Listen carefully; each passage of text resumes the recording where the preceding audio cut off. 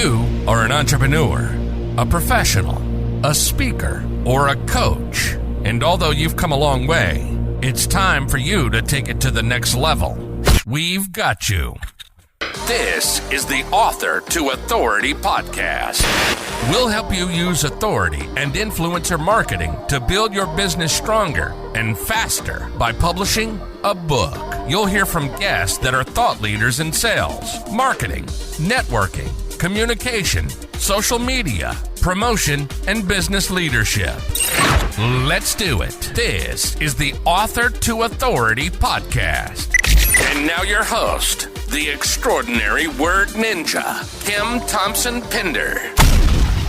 Welcome to the Author to Authority podcast. And today I'm so excited to have a fellow publisher on the show. And if you have ever wondered about writing a book and how you can start it perfectly, then today's show is for you, because we are going to be talking about the strategy that you need before you even put pen to paper. Now, joining me today is Richard Hagen, and he has quite the story that he's going to tell us today. So I don't want to tell all of it, but let's just say that you are going to want to listen in when he talks about things like running away from elephants. So I am excited for those stories today. Welcome, Richard. Kim, thank you very much for this invitation to meet your audience and to share some hopefully powerful ideas as they think about their message and how to publish it brilliantly. I'm not sure we'll get to the elephants. I might have to tease that for the next time, but we'll see where we go. Richard, I just want to start off with the fact that, sometimes when people are thinking about writing a book, they just think, okay, I've got to put pen to paper. But how important is it to actually have a strategy, especially, if you're a professional, a consultant, a speaker, coach? How important is it to have a strategy before you even think about putting pen to paper? It is the thing that makes the difference with the success or otherwise of your project. In any other area of your business, as an expert, as a speaker, a coach, a trainer, a consultant, a therapist, whatever your zone of expertise is, you know that it's the background work, the prep work, the strategic thinking that makes everything else work reliably, not necessarily stress-free, but reduces stress and gets much better results. But when it comes to writing and publishing, loads of experts suddenly lose their strategic brain power and are just enchanted, totally bemused and bewildered by the romance of being a published author. And so, who needs strategy? I'm going to write. It's going to be awesome. I'm going to publish. Everybody's going to flock and buy my book, and I'll suddenly be the go-to expert. And I know I'm kind of taking the mickey out of it, but that is the fundamental approach that super smart people seem to take when it comes to writing and publishing the book. So, strategy is the utter foundations of everything. And I think in my context, the thing that I've noticed over the years is that actually, even when people sit down to plan, if you like, the content of their book, they miss the very foundation, the value that they offer to their current clients. Because they might not have written, and I think this is where someone who comes to work with you, RTI, for you to work with them to ghostwrite or nurture them through that project, you can handhold through and kind of gently steer them away from the pitfalls. But when somebody's doing it on their own, they suddenly go, do you know what? I know lots of stuff and I need to tell people this stuff so that they get this stuff and then they buy me in to get more stuff from me. And the challenge is that's not what your current clients do. It's not what, when you're on stage, nobody cares about what you know. They care about that transformation that you can help them achieve. And yet I would say maybe 1 or 2% of all the non-fiction business books focus on the transformation, and that I needs to be so there agree. from the beginning. Is that just my fantasy, or is that what works for you, Ken, as well? One of the hardest parts of doing the books with the clients is all the foundational pieces that we have to do before we actually get to writing the book. And, I tell clients from the very beginning, this is the longest part of the process. You're going to feel like we're going nowhere. But if we don't lay this foundation, right, if we don't get things right from the beginning, book is not going to be effective. I talk a lot about writing a book that converts readers into clients. And, you mentioned a really important word there. And that word is transformation, right? Because it's not about just getting your knowledge down. Because if that was all that it was about, every book would be a bestseller. Every book would, build your business. You could just slap anything together, write down your thoughts, and boom, you're this accredited expert that everybody wants. But that's not the truth. I mean, when you look at on Amazon, how many books never even sell one copy? Or how many authors, have written their own books? And I'm not saying you can't write your own book. That's not what I'm saying. But when you don't know what you're doing and you write your own book and you don't know how to market it afterwards, all you end up with is a box of books in your garage that maybe one day your kids will probably throw out. Yeah, except it can be worse than that.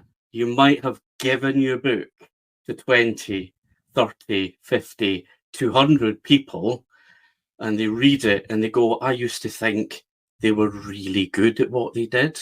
And this look, in the UK, we talk about a dog's breakfast. That's like when it just is a mess. It looks like a dog's breakfast.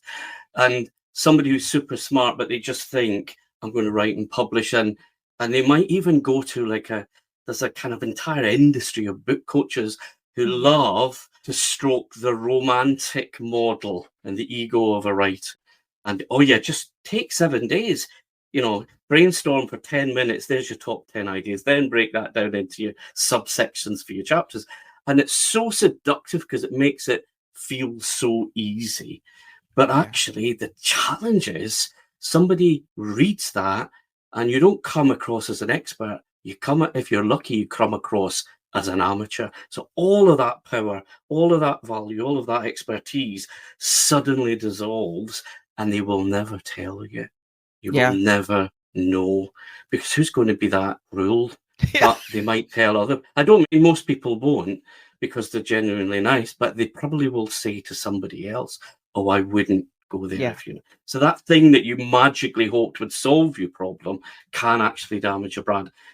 Can do the opposite when you have somebody or a team, or you do all of that deep thought work. So we, like you, we have an online program, and it's 4 months of what we call mining your value, because most people have forgotten what the value is because it's unconscious to them, and it's not what they think it is. And that is that something? Do you find yourself kind of doing a lot of uncovering? It's like our book process is a minimum of 9 months, but most of the books we do for our clients are a year to a year and a half to create these books, because you can't just slap something together. And I actually will not take on clients that just want something slapped together. We write high quality books that have a tremendous amount of value, that are targeted, right? So you want to take all of these things into consideration. Now, Richard, I want to get into the topic of transformation, but we are going to take a quick ad break. Audience, if you've wondered about how to create a book that converts readers into clients and then scale that book into accelerating your business, listen to this ad and check out the freebie I have for you today. One of the keys to becoming an author is hiring the right publisher. It's the difference between having a book that converts readers into clients and one that sits unused on a shelf. Check out 7 questions to ask before hiring a publisher. Get it free at authortoauthority.com/publisher. Welcome back. Richard, let's get into transformation, because that's the heart of it. That's the heart of those books that you can't put down. So talk to me a bit about what does transformation look like to you? I think this is where, if you don't mind, I'll give a little backstory to give context for this. So, audience members, you may have noticed that I am not from North America, either Canada nor the States. I am, and I know half of you are thinking, which part of Ireland is he from? I'm from the part called Scotland. Okay, I live near Glasgow in the west of Scotland, and that's where I grew up in a kind of normal west of Scotland town. At that stage, kind of religion was still quite an important, powerful part of the local culture, and I grew up in a Catholic family, and the Catholic parish was very involved and committed. But when it was a bit of a messy family, I won't go into all the horror stories.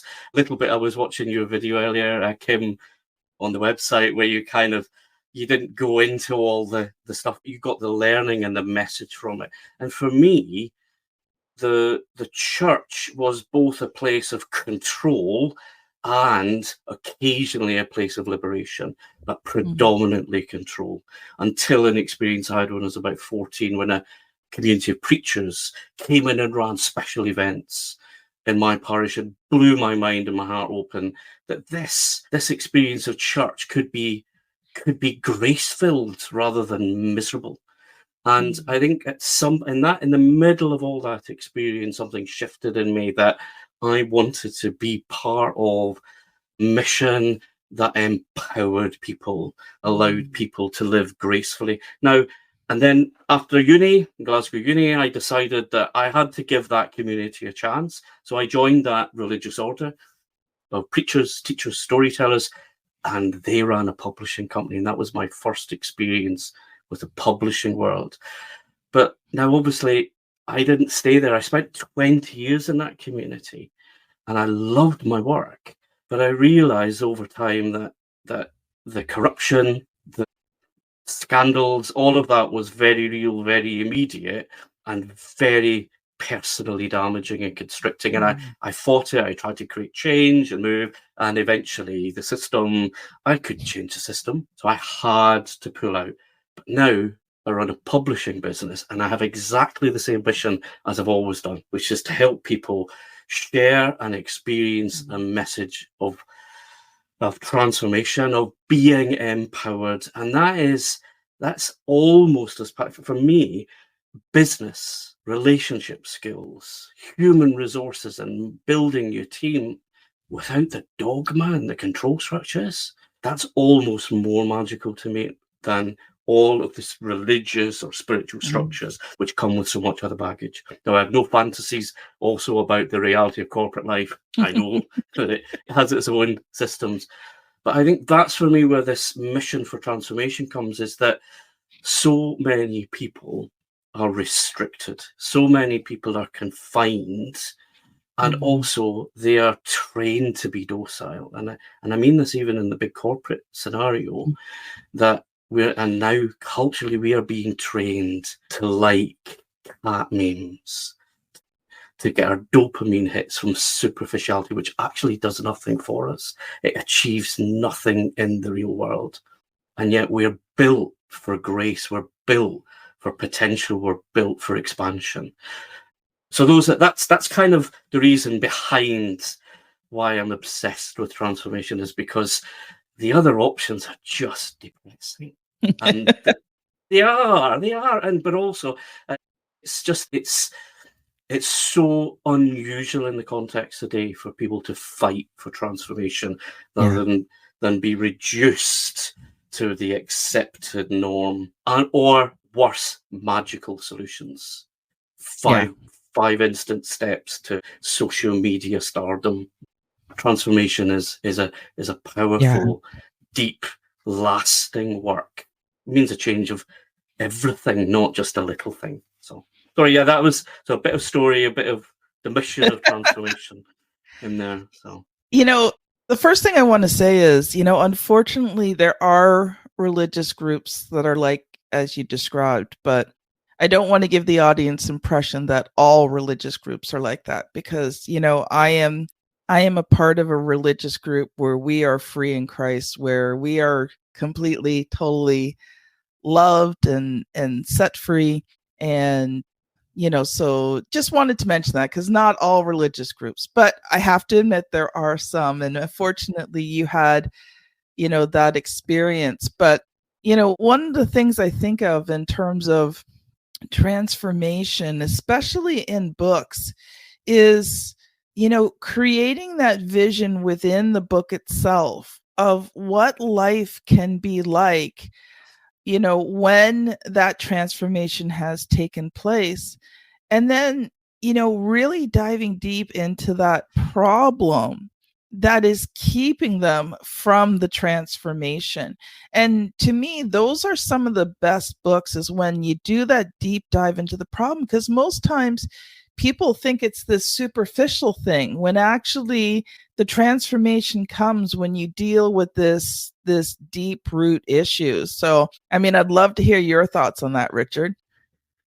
it's there are two almost extremes ways of creating change or learning something. You have the bit by bit incremental change, which is habit. So every day I'm going to spend 10 minutes writing, and you build that habit, and over time you get better. As long as it's focused, attentive writing, you will get better. So that's a kind of a technical, mechanical, habit-based change. But how do you change the vision that you have of reality, or of your own identity or your own value? That is what we call paradigm shift, which is that, and that can change in a moment when the conditions are right. Yes. And so I think, and quite often people say, well, I've got nothing new to say, and I kind of understand it. But on the other hand, I'm saying, however, that may be true, because you've spoken this 1,000 times. People may have heard similar things 1,000 times, but when they hear it inside for the first time, when it lands for the first time, in an instant, it can all change. It's like that kind of parent, the dad who suddenly finds himself holding his daughter or son for the first time, and in that moment, everything changes. Every priority, every behavior, every value about money and corporate and all of this thing, everything then is reversed and focused on the well-being and flourishing of this tiny, vulnerable human being.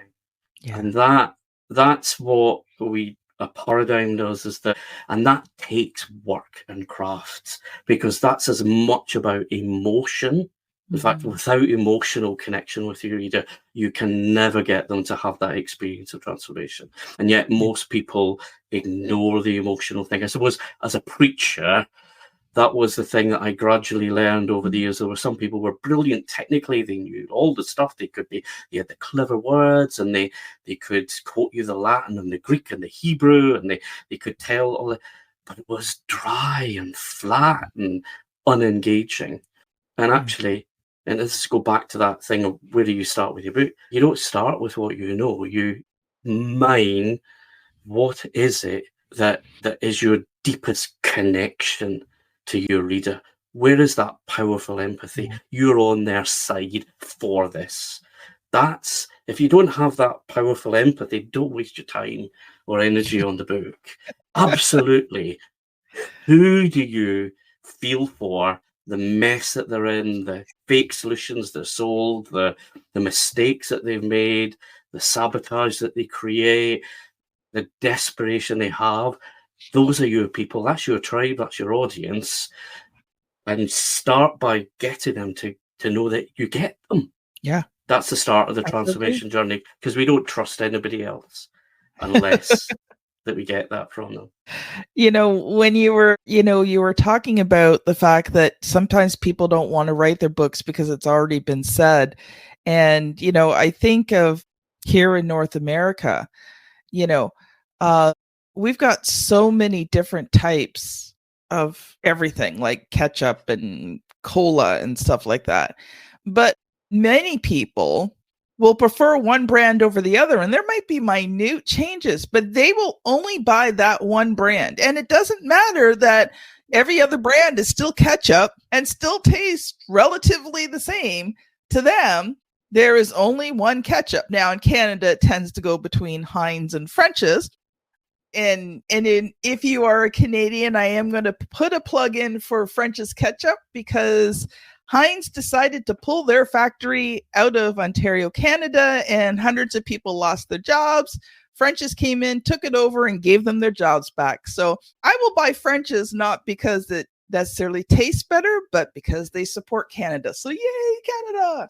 Anyway, back. But the thing is that you don't have, the way you say it sometimes is just the way that's going to connect with that right person. Somebody else could hear the exact same message from somebody else. You come along 5 minutes later and you say it in such a unique, powerful way that it touches their heart. And like you said, that transformation happens. So I tell my clients, it doesn't matter if this has been taught before, because it hasn't been taught the way that you teach it. It hasn't been said the way that you say it. And I think that's something that potential authors need to overcome, is the fact that they feel it's already been said before. Yeah, I mean, there's nothing new under the sun, but how you describe the sun makes a difference. Absolutely. And this is if something's been said 1,000 times, so no one should say it again, was true, then there would be a deafening silence all around. And if it was true that just information being there solved things, with the advent of Google or Encyclopedia Britannica or Google, let's get Google now, if information changed things, we wouldn't be in the polarized, challenging environments that we live in. Wherever you are on those spectrums, doesn't really matter. Information does not change us. Yeah. It does as part of a journey, but it's not the beginning, and it's certainly not the end of that journey.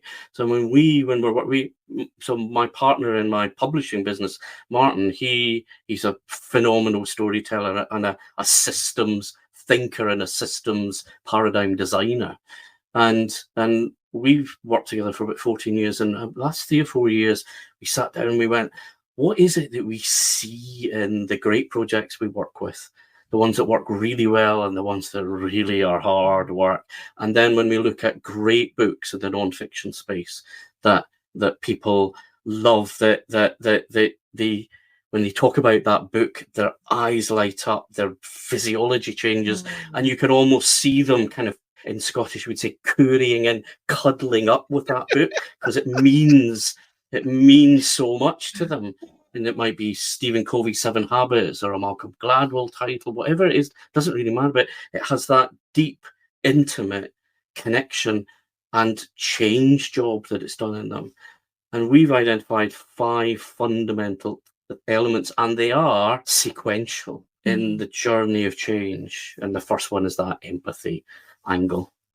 But yeah, there is a structure for change and a structure for transformation.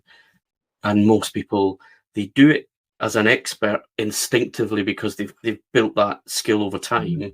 But how do you do that remotely in a book where you're not looking in somebody's eyes, you're not watching their body language, you can't see if half the audience are yawning, whatever it is?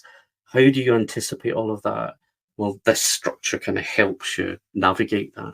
And it's that makes the experience of new and revolutionary and disruptive and powerful. It's not the information, it's all of the stuff that you do around that so that they integrate it and then apply it.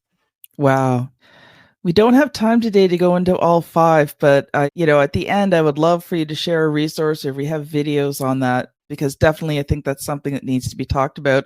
But, when you were talking about, holding that book, our family are Lord of the Rings, big Lord of the Rings fans. So whenever, something like that, we just kind of go, my precious, my Can precious. Can you see Gollum over my shoulder?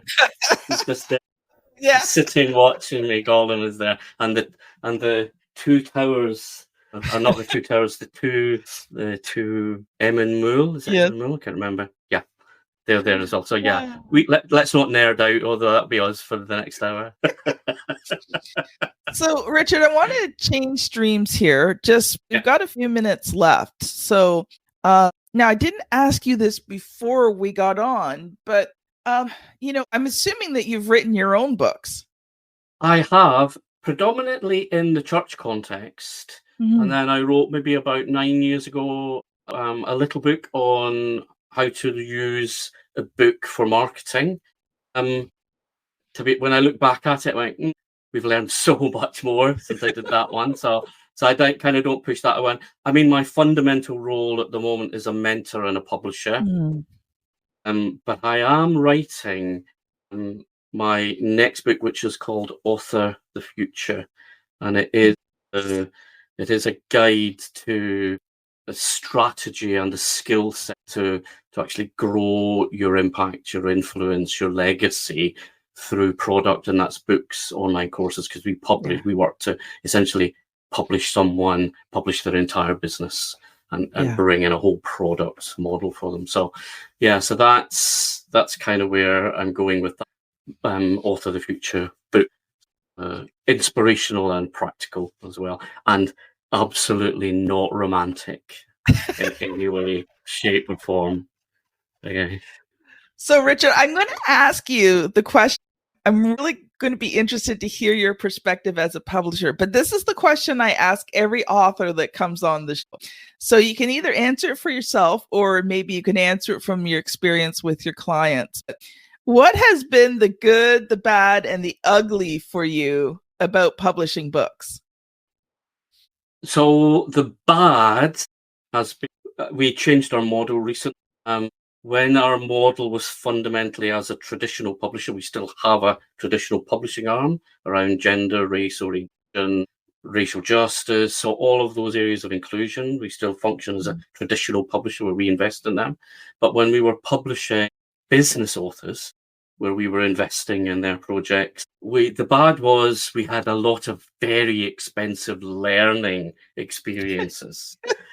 So some might say it's good, bad. I think we've made a good out of it, but I think for us the big learning is that everybody wants to have a bestseller of a book, because that's a good measure that your message is out there and you might get more clients, you're having an impact, etc. But very, very few business people will commit to being the best seller of their book. Yeah. And that was nearly fatal to our business. So, and it's something now we work hugely with partner authors with, and we'll spend, while we're editing and building their book, that whole 3 or 4 month period, we are creating at the start of we're creating their entire 12-month audience advocacy and marketing plan in that period. But it's not about the book. And that's the other thing. For God's sake, the biggest mistake is to think you're going to market your book, because that's a side hustle. You have to be sharing your value with your audience. Yeah. And occasionally you reference the book, occasionally you reference you doing talks, occasionally you reference your podcast, but nobody wants to hear another push of a book. They want the value that you give them normally and then market. So that's one angle of it. I think the other one is the flip of that is, it is lovely working with people who have their intellectual property, their core of their ideas and their structure, for us, a paradigm at the heart of their project, and that their book doesn't have a launch strategy. They might have a launch party but they're more passionate about the lifetime strategy of the book. They don't do what so many people do, which if NASA had a launch strategy, we'd all kind of watch from the coast of Cape Kennedy or Cape Canaveral, whatever it's called these days, and watch the amazing rockets fly into the sky. I would not want to be an astronaut on that if they only had a launch strategy. And that's what most people have for the books. I want a lifetime strategy for 5 years, 10 years. I'm writing this book for somebody, unless it's a very immediate short-term focus, something that in 100 years' time, someone's still going to pick up and be transformed by. How do you build that lifetime strategy? So I think those are they're probably the two biggest chunks. Yeah. The author isn't just a writer, they're the bestseller, because no publisher, and even the big ones, unless you're super famous, is doing your marketing for you. Yeah, You exactly. are the bestseller. Exactly. And the other one is lifetime strategy, not launch. Again, super seductive, throw a party, think that you're achieving something PR-wise. No, put your engine to the lifetime of it. I so agree. Wow, we are out of time, Richard. So I would love for you to give a short, quick final thought. And then if people have heard this and they want to learn more about, those 5 steps that you talked about, how can they connect with you? So I finally put my own website live just last week. So I'm going to share that. So it's hagendoes.com. So that's HAGENDOES.com. You might get a little bit of a pun in there. You'll find all kinds of sweet, tasty information there. Get your spoon. You'll see even the spoon on there. And just have a good scoop around and taste the different things that are on that website. And if you want to find out about the 5 elements, you can visit a website called the alternaterealitycompany.com. And you can look at empathy, authority, ecosystem disruption, and paradigm there. Wow, I love it. As soon as you said it, I thought through the name and so I'm not going to give it away to the audience, but just think about this, okay? HAGENDOES, and then say it really quickly together, and you will get the reference. Yeah, it's not subtle. When you get to the website, you'll see. I don't really do subtle, as you might have guessed. Richard, thank you so much for being on today. Audience, if you are listening and you want to find out a bit more about book publishing basics and where to start, if you are watching on YouTube, you will see the thumbnail somewhere here on the screen. If you are listening to your podcast app, then you are going to want to scan back quite a bit because we are well into the 400s, and this is episode 380, Book Publishing Basics, with myself and my previous co-host, Juanita Woodenrad. Audience, thank you so much for listening, and we will see you on the very next episode. Bye now. Thank you. You've been listening to the Author to Authority podcast. The extraordinary word ninja, Thompson-Pinder, has helped over 200 entrepreneurs, professionals, speakers, and coaches write and publish their books that have become incredible marketing tools for their business. And many of those have gone on to become Amazon best-selling authors and have used their books to land high-level clients and get on big stages. We hope you've enjoyed the show. Make sure to like, rate, and review. And we'll be back soon. But in the meantime, hit the website at www.authortoauthoritypodcast.com.